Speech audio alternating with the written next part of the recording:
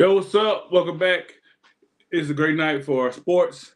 It's Wednesday. You already know what it is. It's your boy KaRon Caddell with Title Town TV, and this is Sports Talk with KC. You guys, thanks for joining me today. I am your host KC, as always. Each and every Wednesday night at 7 o'clock. We're off to a late start, but so be it. We got a jam-packed show for you guys tonight. Um, I'm going to talk some NBA. We got this new in-season tournament that's on fire right now. A lot of surprise teams right now doing great things. A lot of fights. It's getting very intense in there. We're going to talk about that tonight.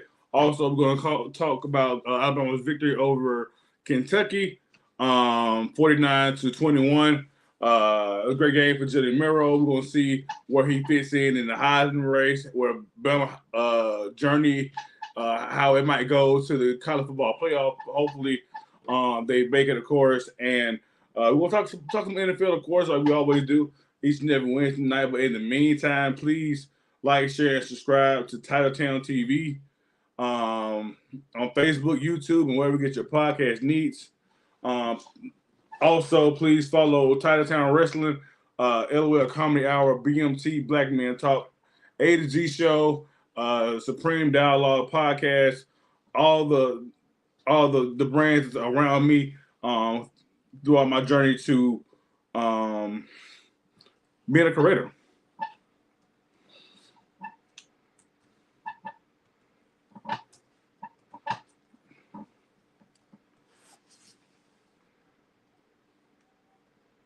All right.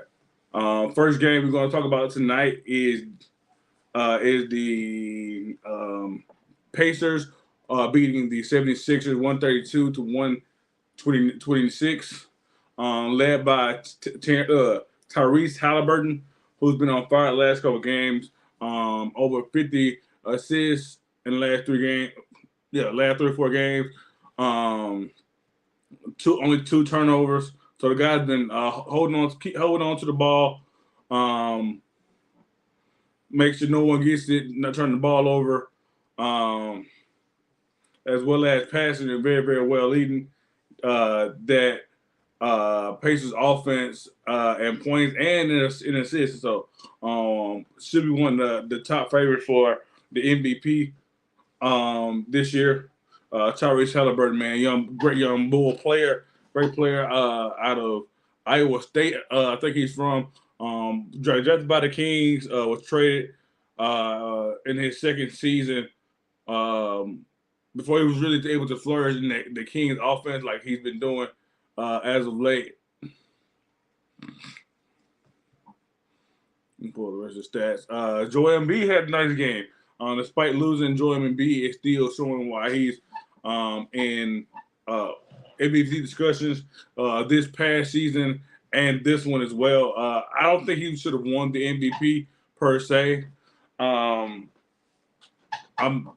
was just truly a believer that Nikola Jokic was the best player last season. He proved it in the finals, in the playoffs, and in the finals.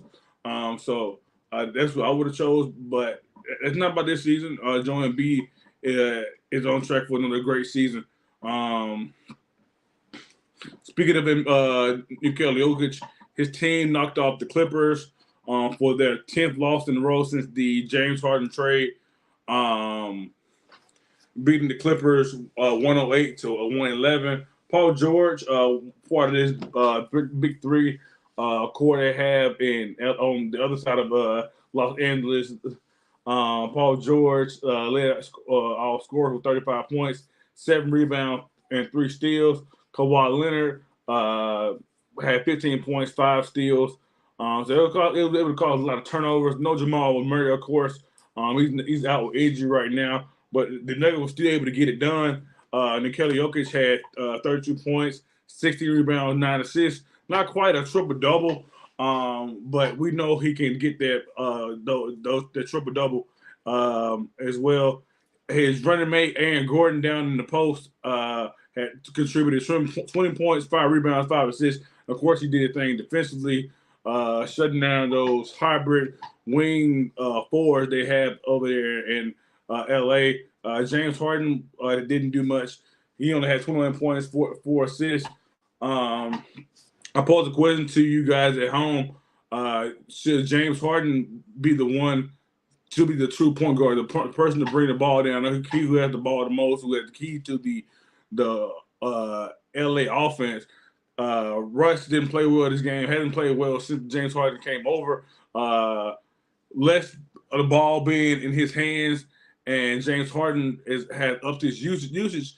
But also, when James Harden doesn't have the ball in his hand, he seems not interested. He doesn't seem like he's around for anything else that's going on. When Paul George is cooking, he's just standing there, not sitting on screen, not getting open. Kawhi Leonard, when his turn to cook or whatever, it just seems like James Harden just out there just to pass the ball to him, or not you know what I'm saying, to do anything to contribute to the offense, to add extra to the offense, not to be one dimensional, and would be one dimensional. But yeah, man, if you guys think that James Harden should be the permanent point guard and allow Russell Westbrook to run a second unit, please hit me with a thumbs yes and a heart no. All right.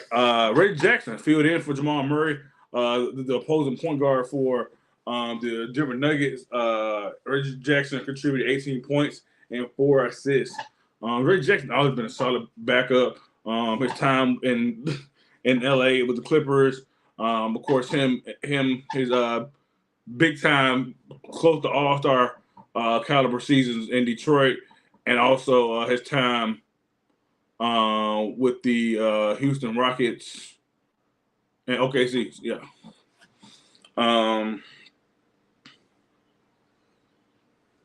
Speaking of OKC, they battle in division rival San Antonio Spurs 123, beat them 123-87. Battle of the rookie of the years. Honestly, I think it's just really a two-man race. There's not much Vic can do to lose the rookie of the year award, but there's not much she can do more to win it. Of course, because he does have Chet on his heels. You have guys like Brandon Miller who goes off a game or two here or there. People like that, those rookies who are really good, who could possibly steer their board away from Victor Wembanyama. Chet is a guy who's technically a second-year player, but is one of the better young basketball players in the game right now. We knew we could do last season. He could do going into last season. Unfortunately, he was out with injury. But so far this season, as a quote-unquote rookie, it has 16.4 rebound, 4 points a game, pretty much 55% from the field, 50% from three, almost 8 rebounds, 2 blocks. Guys having a hell of a season. I mentioned Victor Wembanyama being that guy for the Spurs and possibly being the rookie of the year. I think he lead all rookies with 19.7 points, 44% from the field, 30% from three, another 9 rebounds, 2 blocks himself. So, man, these unicorn demigod type of big men, stretch fours, super fives, whatever you want to call them, is really, really good, man.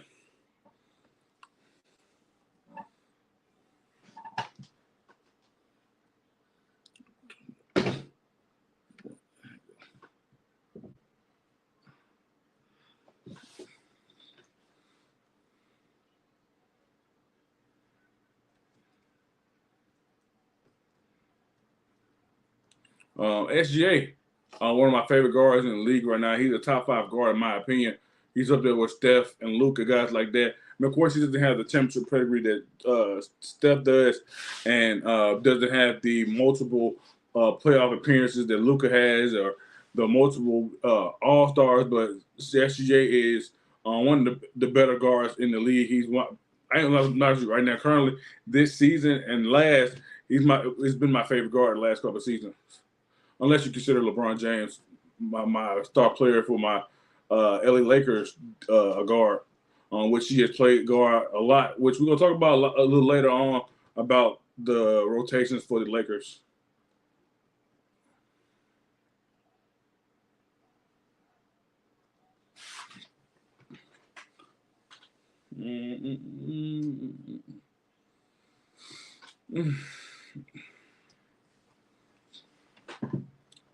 All right.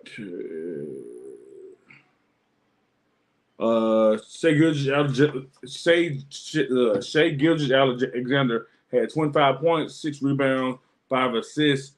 His running mate Josh Giddey had 20 points as well, 7 rebounds, 7 assists. I talk about Chet Holmgren had a coming out party with 30 points.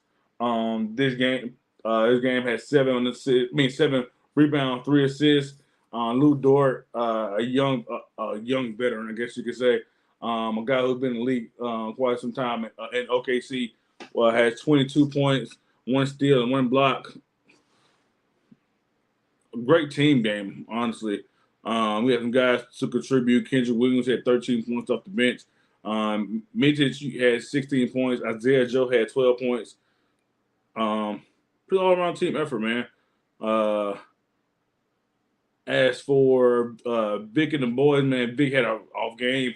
To say the least. He had 8 points, 14 rebounds, 2 assists. Devin Vassell had 12 points. Malachi Bannon had 11.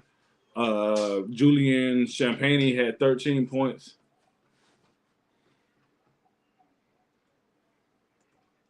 All right, next game up, we have the Brooklyn Nets, who beat the Magic 124-104. Nice 20-piece for those young boys down up there in New York, man. Cam Thomas, man, most improved. He is my most improved player. Despite he's always been the player who he is this season, just been buried on the bench behind some other guys. Didn't play his game, but Cameron Johnson had 21 points, 5 rebounds, 2 assists, 3 steals. Nick Claxton had 20 points, 6 rebounds. Richard Dinwiddie filling in for Cameron Thomas had 25 points, 9 assists, 5 rebounds. Lonnie Walker had 15 points off the bench. No, Russell did have 15 points off the bench. I'm sorry. My bad. All right. As for the Orlando Magic, Franz Wagner led all scorers with 21 points. Paolo Banchero, 19. So he's steady right there at 19 point mark, man. If he could consistently do that, he could be a nice piece for a building organization like Orlando. Next up, we have the New Orleans Pelicans defeating the Mavericks 131-110.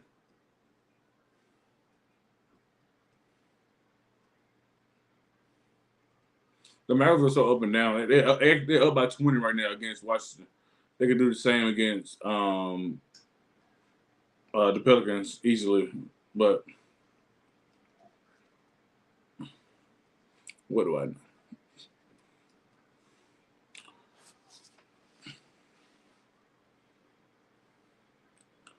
All right. Wasn't a great game for the Mavs. Luka Doncic had 16 points. Kyrie had 17. Tim Hardaway also had 17 points. Not very much from that Mavs offense at all. Jonas Valanciunas had 23 points, 4 rebounds. 4 assists, 3 rebounds.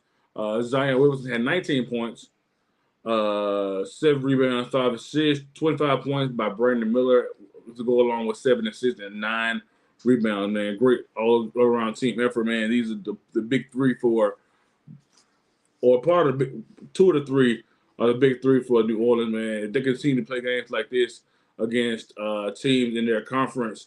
They can do anything, honestly, with that Kyrie, Luca backcourt, Derek Lively, a young center prospect for them. A pickup like Grant Williams, who could consistently give you a few points, some defense.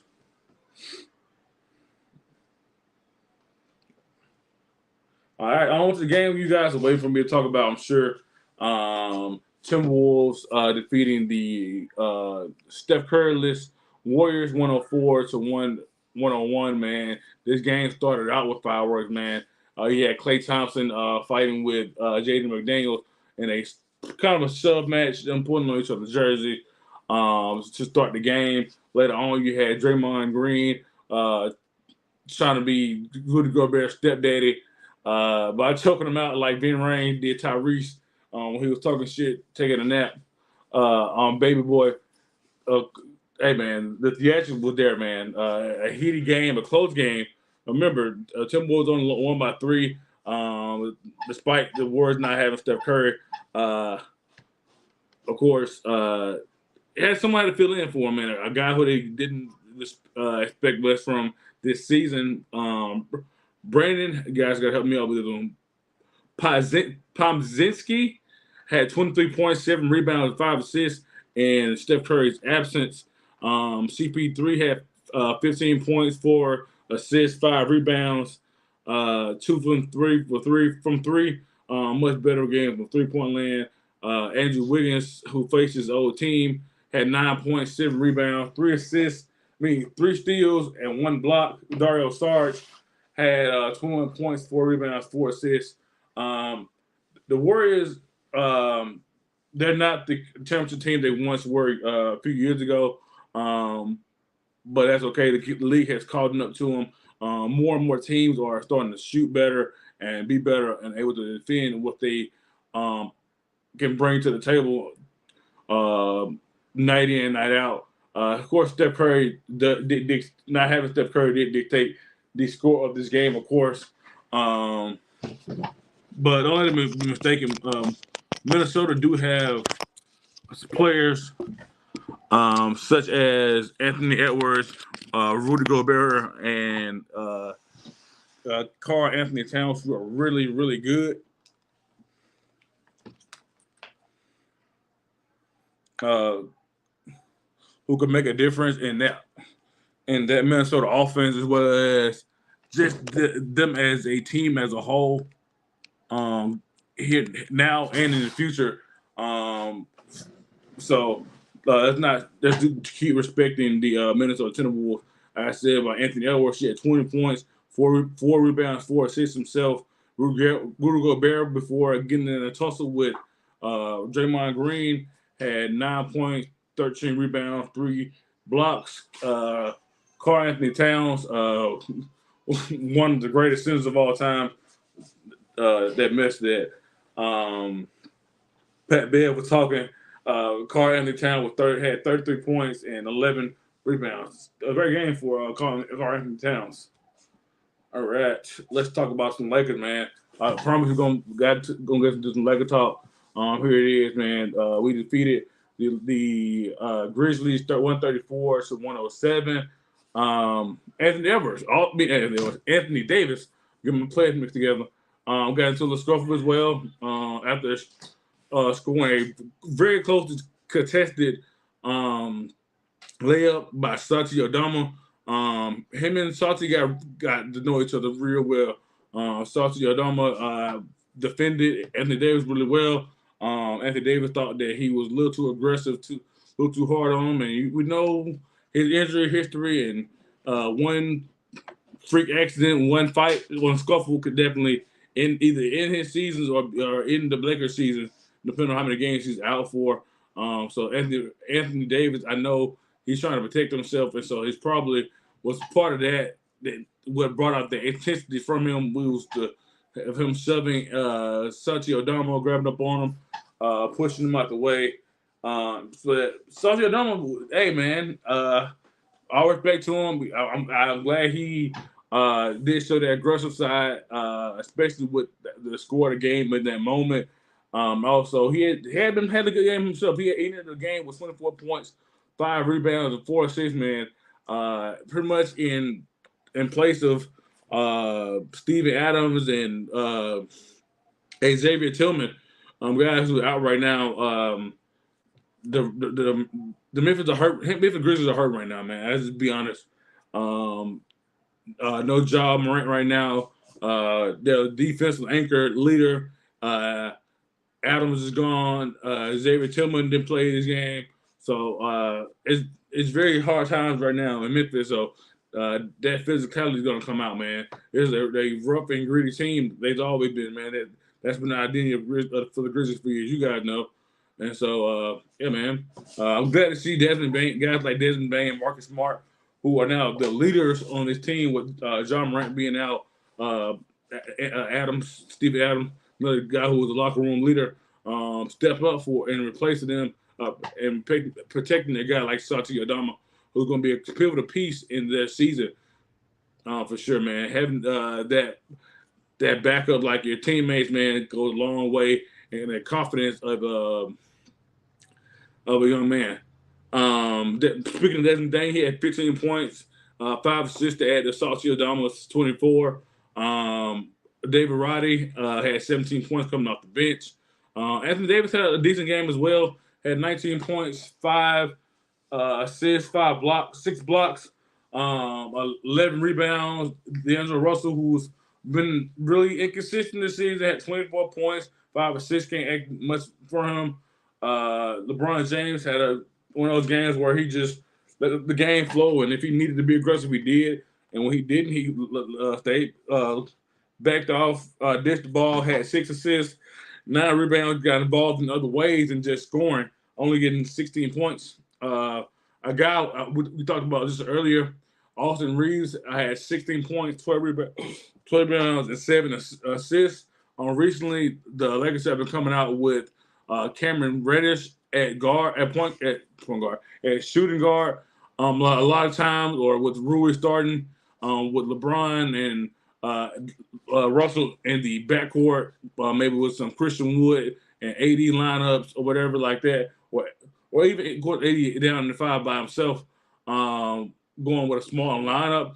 With Austin Reeves coming off the bench. Another question on the post to you guys: should Austin Reeves continue to come off the bench? He's been real hot coming off the bench, and it seems like he's fitting into that 6-man role very well. And it does open up opportunities for other people like Cameron Reddish, who never really got that true start, who we know is a lottery pick, who we know could possibly go off for great games. He hit a game winner. So, I mean, even if it's just clutch plays like that where it's Cameron Reddish in the game instead of Austin Reeves, and he is, you know what I'm saying, that guy who takes a shot in the game. Austin Reeves, you've seen him in closing moments too, so it's great to have 2 guys who can do it. But yeah, man, that's my question to you guys. And if so, could Austin Reeves be a career 6-man? It's not a bad thing. Lou Will and Jamal Crawford, guys like that, are going to the Hall of Fame because of those traits. So coming in clutch, being a microwave off the bench, being someone who whoever the coach is, Darvin Ham, or you know what I'm saying, who any moment could call, look at the end of the bench, like, hey man, go give me some buckets, go make me a stop. Same thing with Rui Hachimura, guy who can either start or come off the bench. Had 23 points in this game, or can do either or. Can play alongside LeBron, can play alongside Christian Wood, coming off the bench. It doesn't matter. So man, just, Christian Wood. Austin Reeves in particular, answer that question for me. Is he a fit to continue to come off the bench, and also is he a career 6-man going forward?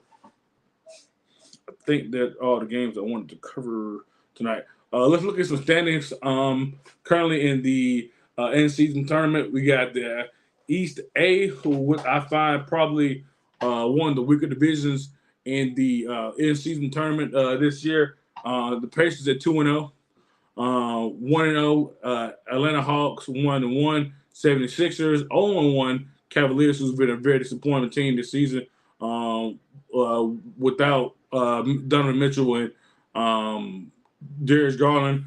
And then Pistons sit at the bottom at 0-2. The East 2-0. The Bucks 1-0. Hornets 1-1. Knicks 0-1, who is also looking to trade maybe for Zach LaVine or Zion Williamson to further their playoff push. Wizards 0-2, who's in the news, possibly trading Jordan Poole already, which seems absurd.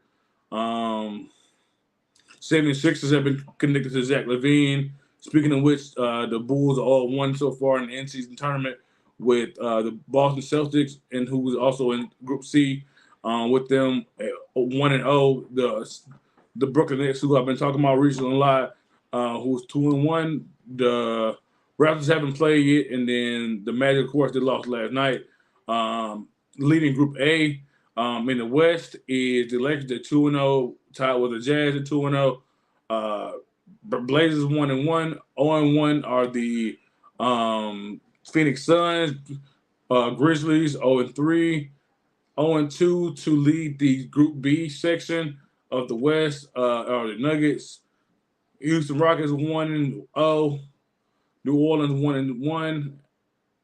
Dallas Mavericks 1-2. LA Clippers 0-2. Leading Group C is Timberwolves at 2-0. Got a win last night against the Warriors. San Antonio. Sacramento Kings 1-0. Wizards 1-1. OKC Thunder 1-1. 1-2, and the Spurs 0-2. Man, that's all the basketball talk got for you guys tonight, man.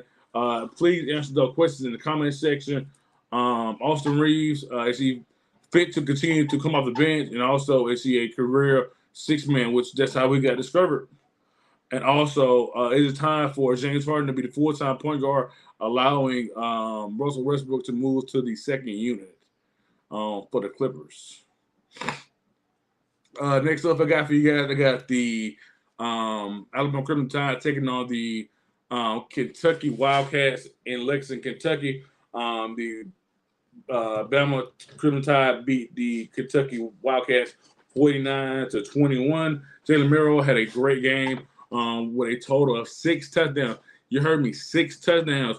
Was 15-22, 234 yards, 3 touchdowns, and 1 interception through the air. But he was not done. Had 8 rushes for 36 yards and 3 touchdowns. Had a great game. With a game like this, I think he does enter the Heisman conversation. I know Penix and Bo Nix, Jalen McDaniels, Caleb Williams, possibly Marvin Harrison Jr., which we see the receiver make it at Bama. With Devontae Smith winning the Heisman in 2020. But it's just normally a quarterback award, so that's not, let's be honest, it's pretty much a quarterback award. And I think right outside those five guys I just named, Jalen Merrill should get some recognition. He's only lost 1 game this season, which of course is against Texas. Bama only lost. They sit out right outside of the playoffs at the number 8 seed.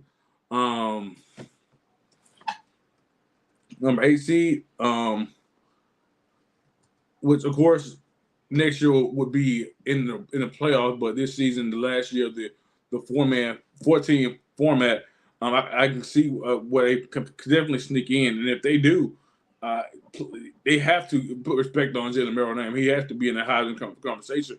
But as clutch as he has been, throwing the touchdown fast as he has. Now, just strictly playing the quarterback position, Jay Daniels from LSU has played the best football. Honestly, does have a few losses under his belt. But again, like I've been telling people before, man, that's really big on defense, man. You're not going to win a game letting a team like Ole Miss put up 55 points against you. You're not going to win a game if you're going to allow a team like Florida State, who's in the college football playoff, beat you 49-24. No, it's not going to happen.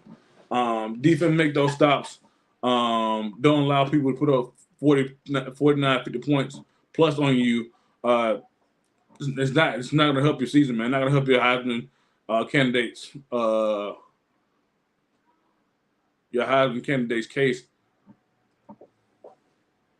Enough about LSU. Back to Alabama. Jake McClellan added 43 yards himself. Kobe Prentice, a guy, like I said, each and every week is somewhat different. One week is Jeremiah Burton. One week is Isaiah Bond. One week is Aaron Neblack. One week is Kobe Prentice. But Bama has so much talent across that offense that they don't stay stagnant, man. They don't just key in on one receiver. Jalen Murrow has multiple guys who can get the ball done, get the ball into the end zone.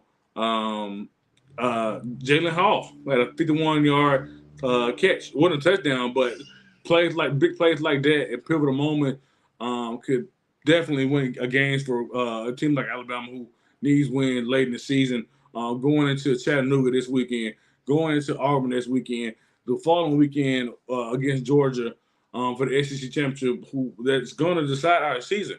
These next two games we should be winnable games, but Georgia's going to bring it. Bama's going to bring it. But we're undefeated in Atlanta, so that's another home game for us. What I always say. What I always say. College football rankings.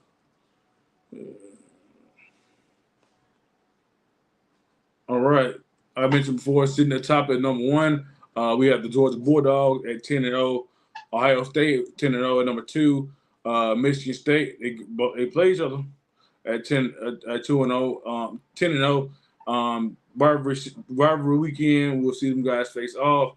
Florida State, who's had pretty much have a clear path. As long as they finish the season out undefeated, they have a clear path to the college football playoff. Well, I believe are a lot. Ohio State, Michigan, whoever loses that game is right outside of it. At the 3 or 4 spot. Man, no, I'm tripping. Ohio State or Michigan at 1, and then Florida State at 2. Georgia, Bama is part 3 or 4 back to back. If Bama was able to beat Georgia in the SEC playoff game, yes, I do see them jumping at number 5, Washington. Oregon is 9-1, who has a great case too. Texas, who hasn't played anyone. I think script the schedule is going to play a big part in that. Us playing a team like LSU, Texas early in the season. Teams like that who are very strong, man, could definitely give us the edge over Texas. And then Bama at 8. But hey, man, I'm proud of our team either way, whether we make it or not.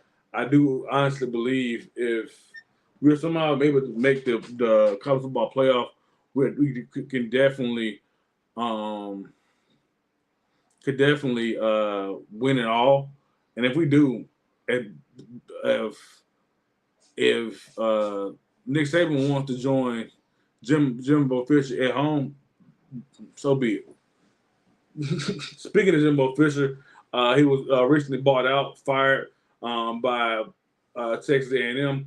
Deal worth $76.8 million to sit at home. They were looking forward to playing into the bowl game. They didn't want to wait until the end. They wanted to pay all that money up front and get them out of town, man. Get the next man in, starting recruiting, things like that, man. So I hope to see Texas A&M rise up out of this. Hope that they're in.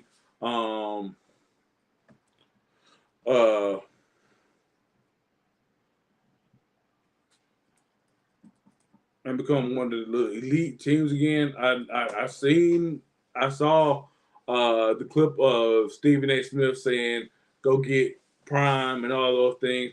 But of course, I think he's moved around enough. Honestly, him going from Jackson State to Colorado, and I know he's going to want to take his boys with him. And why continue to let his son go through that? I mean, of course, if the dollar's right, then go for it. But I mean, they definitely would pay.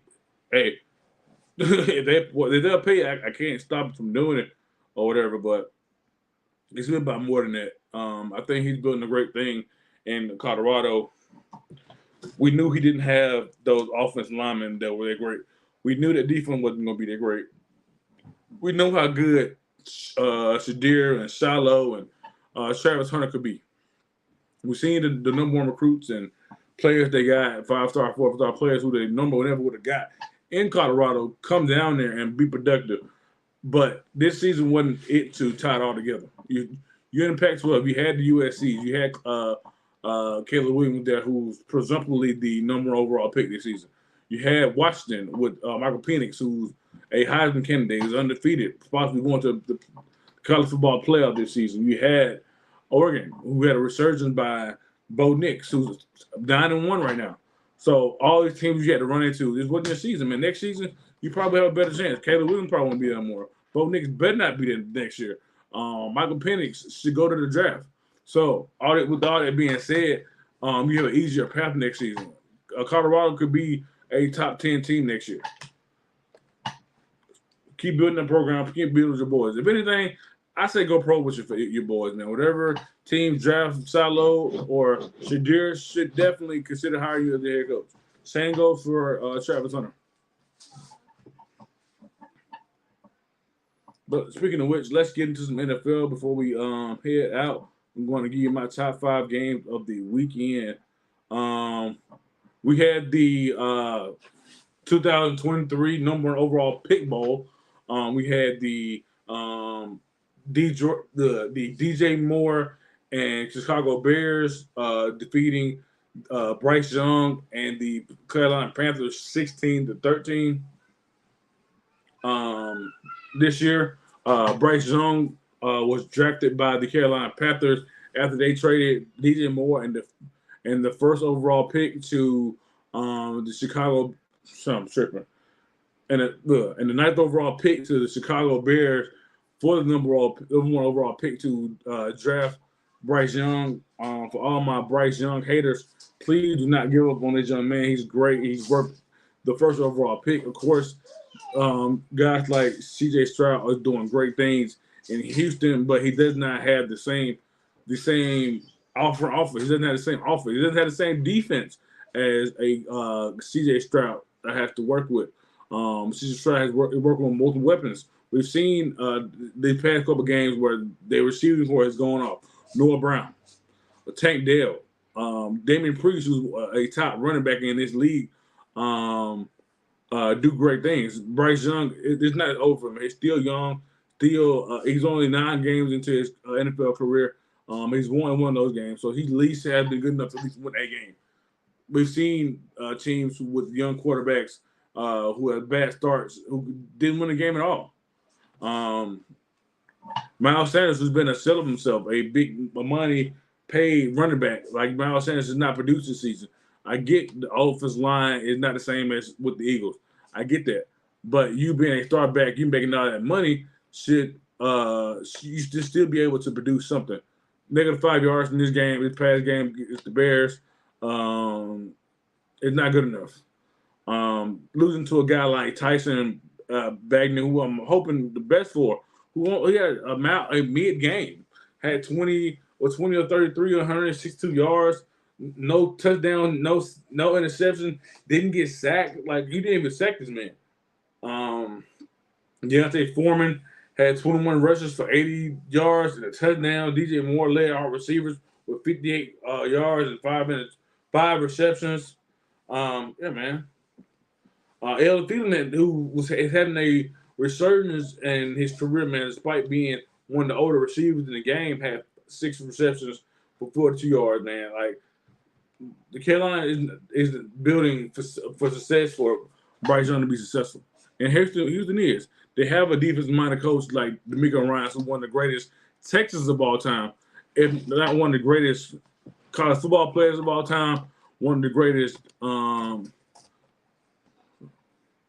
of the best young coaches in the league right now. Like I said, with the reference he got on there, that defense who's led by Will Anderson and others, that team is set up for great success. I would love for Bryce Young to would have got drafted by Houston. I think he could do the same thing that C.J. Stroud was doing. Play calling might be a little different, but I think he do some of the same things.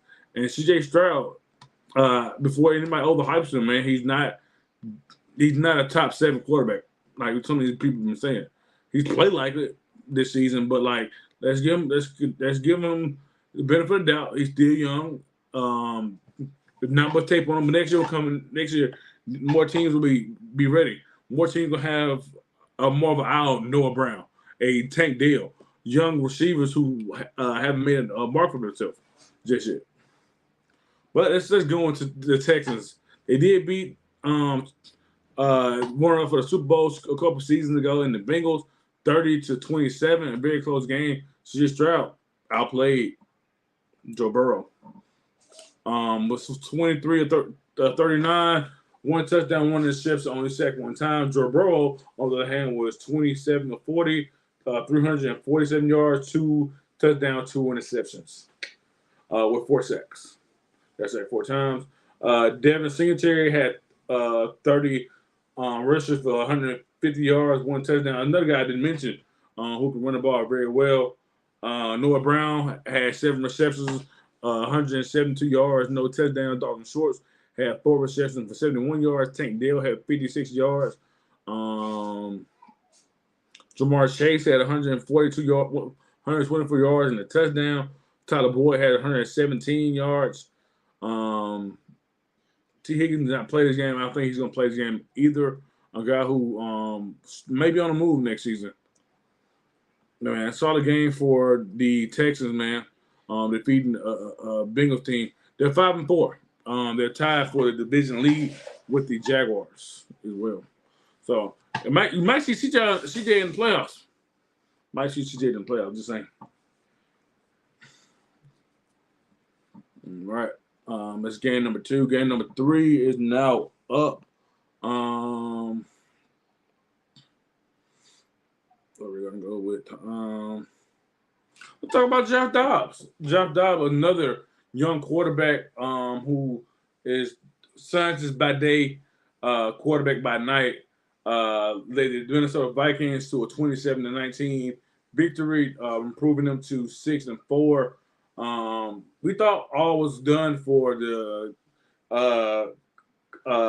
Vikings after Kirk Cousins suffered a season-ending knee injury. But Josh Dobbs has come to save the day, man. Had 23 of 34, 268 yards, and a touchdown. I think to win the game, if I'm not mistaken. Ty Chandler had 15 rushes for 45 yards, 1 touchdown. Josh Dobbs also did it on the ground. Had 8 rushes for 44 yards and a touchdown. T.J. Hockenson, Big T.J., had 11 receptions, 134 yards, 1 touchdown. Jordan Addison, who's been filling in tremendously for Jay Jettas, had 69 yards to go along with Hawkinson's 134. Got System Jameis Winston this weekend. He was 13 for 25, 2 touchdowns, 2 interceptions for 122 yards. Derek Carr didn't play bad, didn't play great. Had 13 of 18, 110 yards. Chris Olave, great young receiver, had 6 receptions for 94 yards and a touchdown. I had to talk about Josh Dobbs. I had to show the young man some love. A young scientist some love, man. Man, I saw a skit about him, and he was saying how the velocity and the certain angles and geometry, all kind of stuff, go into factors in how to throw the football. So, hey, man, if that is the key to success, keep on doing it. No, man, keep doing it.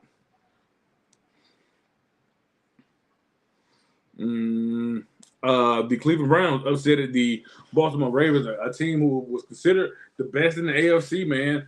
Currently 7-3. The Cleveland Browns are 6-3. Despite there's been a quarterback carousel in Cleveland. According to Sean Watson, who's the presumptive starter, making all that damn money up there in Cleveland. They had Josh Dobbs at a period of time early this season before trading him to Arizona. P.J. Washington played a little bit during. I almost say Dorian Beckham. What's that man's name?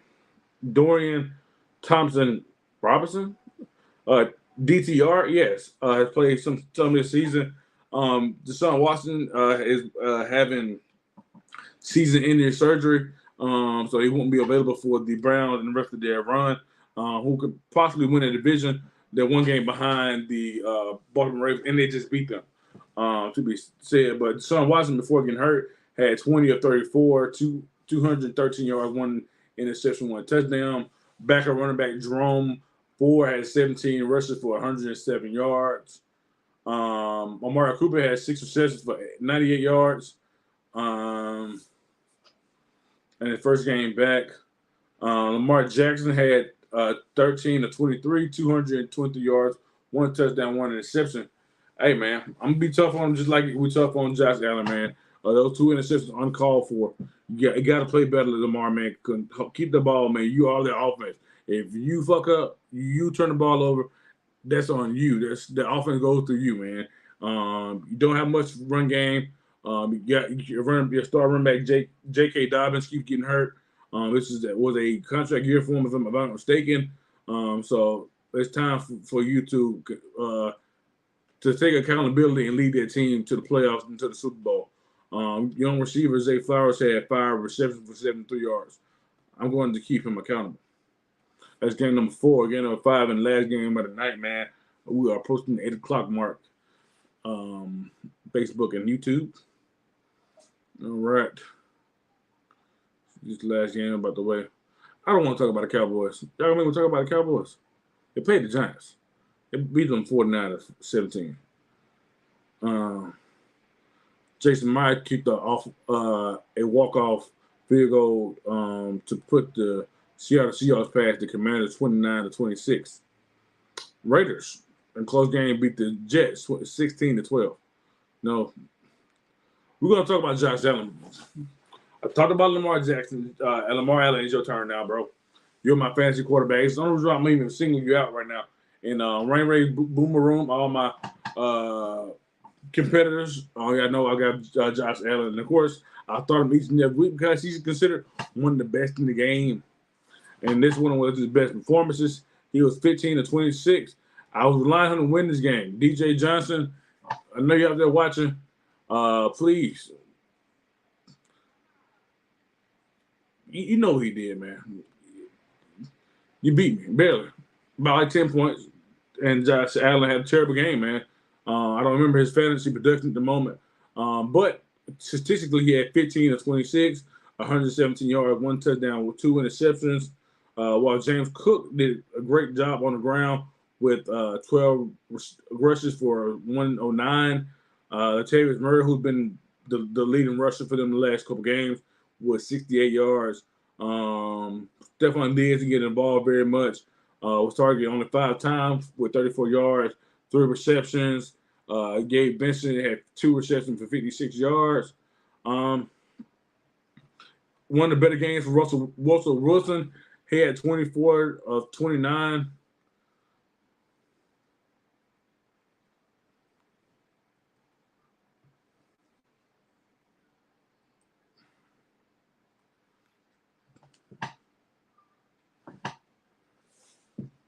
(24, 29, 193 yards, 2 touchdowns.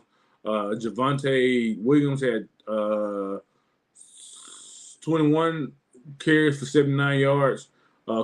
Cortland Sutton had 8 receptions, 53 yards. Jerry Jeudy had 3 receptions for 34 yards. Back to reality for Jerry Jeudy. Unfortunately, man, after having a decent game last week against the Chiefs. Hey, man, the Broncos are 2-0 the last couple weeks now. Look out.